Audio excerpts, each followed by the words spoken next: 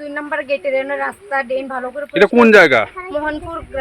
মোহনপুর গ্রাম মুসলিম পাড়া 2 নম্বর গেটের সামনে।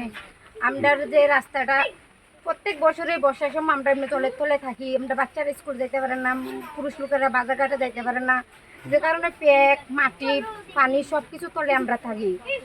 আর আজকে যে প্রথম বর্ষার মাঝে আমরা সবাই পানি তলে বাড়ি থেকে বেরোতে পারতেছি না। তার কারণটা কি? জল কেন বেরোচ্ছে না? জল তো বেরোচ্ছে না, পঞ্চায়েতের লোকেরা ড্রেনটাও আমরা পরিষ্কার করতেছে না। তার এটা লেগে আমরা বাড়িতে জল যাইতেছে না তাড়াতাড়ি, এটার লেগে সবসময় আমরা।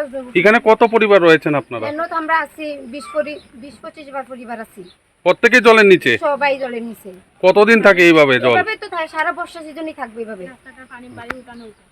এই রাস্তাটা যে পানিটা খেলায় যাওয়ার সময় আমরা বাড়ি উঠে সবাই বাড়িতে পানিটা মানে উঠে গিয়া যে আউটলাইনের যতটা লাইন আছে আউটলাইনের জল সব এদিকে আইয়ে আবার পরে এটি যাওয়ার রাস্তা নাই, কইরা দেওয়া হয়েছে না।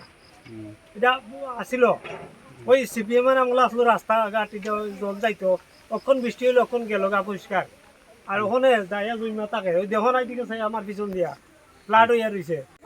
এই যে জলটি যায় আমরা এদিকে বাড়ি করে ঢুকে জায়গা ঢুকার পরে এই যে আউটলাইনের জল তো এইগুলা এই বাচ্চা কাচ্চা ওখান থেকে আরম্ভ হইব, পেট খারাপ জ্বর টর এই সেই এটা ওই তার সিজন গেলে গাও এই রোগ ছাড়ে না।